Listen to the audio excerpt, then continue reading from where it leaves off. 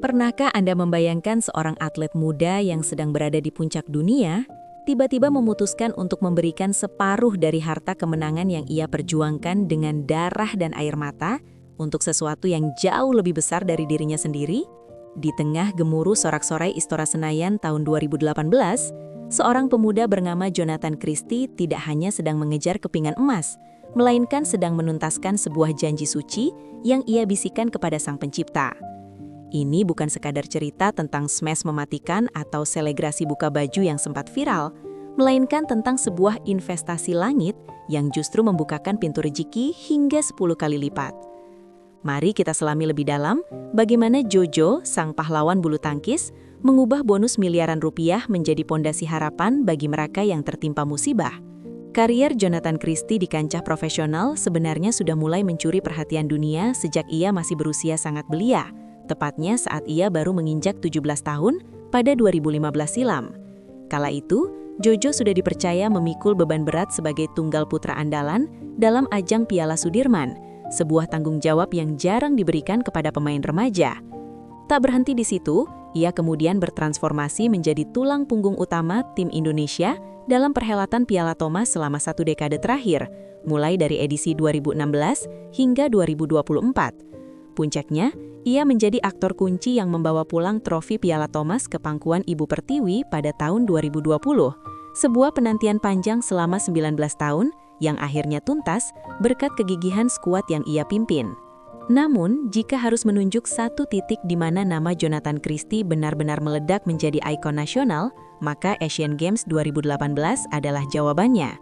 Berstatus sebagai tuan rumah, Jojo menghadapi jalan terjal yang seolah mustahil dilewati ketika hasil undian mempertemukannya dengan raja bulu tangkis dunia saat itu, Shi Yuqi di babak pertama. Secara dramatis dan di luar dugaan, ia berhasil menjinakkan sang raksasa lewat pertarungan 3 game yang sangat melelahkan, sebuah kemenangan yang kemudian membakar semangatnya untuk menyapu bersih lawan-lawan berikutnya dari Thailand hingga Jepang. Atmosfer Istora Senayan seolah meledak saat Jojo melangkah ke partai final menantang unggulan Taiwan, Chou Tien-chen, dan berhasil mengunci medali emas lewat perjuangan epik yang menguras emosi seluruh penonton. Keberhasilan di Asian Games tersebut ternyata hanyalah pembuka dari rentetan prestasi Grand Slam yang lebih megah di masa depan, termasuk keberhasilannya merajai All England 2024 yang sangat prestisius. Namun, di balik kemilau medali dan ketenaran yang ia raih, tersimpan sebuah rahasia besar mengenai bonus senilai 1,8 miliar rupiah yang ia terima dari pemerintah atas prestasi emasnya tersebut. Jojo rupanya telah mengikat janji atau nazar bahwa ia akan menyisihkan 50% dari seluruh bonus tersebut untuk membantu sesama, khususnya bagi masyarakat Lombok yang kala itu sedang luluh lantak akibat bencana gempa dan tsunami.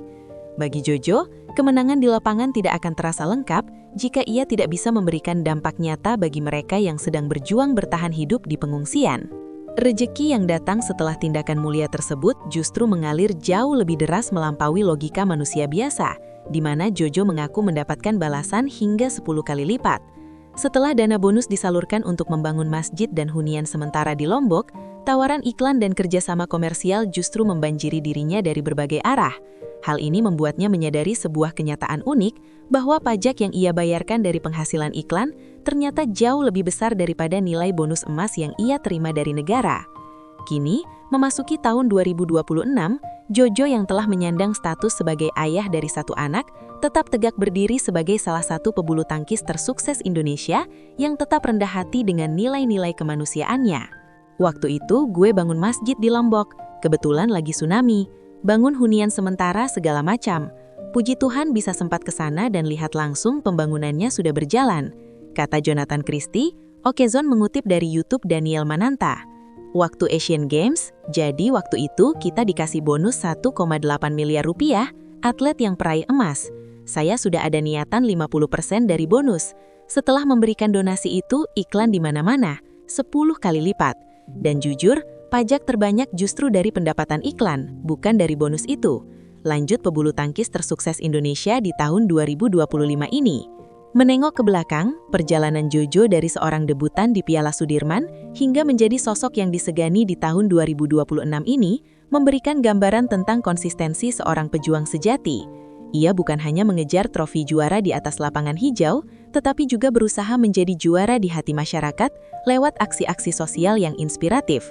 Prestasi tertingginya mungkin adalah medali emas Asian Games atau gelar juara All England. Namun warisan abadi yang ia tinggalkan di Lombok adalah bukti bahwa bulu tangkis bisa menjadi alat untuk membawa perubahan sosial. Jonathan Christie telah membuktikan bahwa dengan memberi, seseorang tidak akan pernah kekurangan, melainkan akan mendapatkan kelimpahan yang berkali-kali lipat dalam bentuk yang tak terduga.